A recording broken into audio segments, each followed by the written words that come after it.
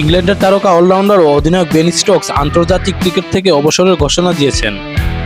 নিউজিল্যান্ডের বিপক্ষে চলমান টেস্ট সিরিজের তৃতীয় ম্যাচে চলাকালীন তিনি এই সিদ্ধান্ত জানান।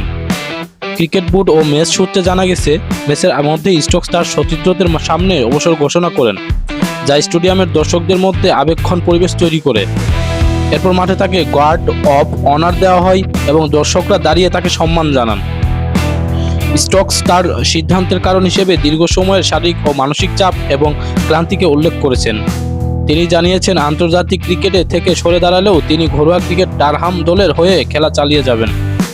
তার ক্যারিয়ারের সবচেয়ে বড় অর্জনগুলোর মধ্যে রয়েছে 2019 ওয়ানডে বিশ্বকাপে জয় এবং 2022 টি-20 বিশ্বকাপ জয়ে গুরুত্বপূর্ণ ভূমিকা। টেস্ট ক্রিকেটে তিনি ইংল্যান্ডের অন্যতম সফল অধিনায়ক হিসেবে পরিচিত।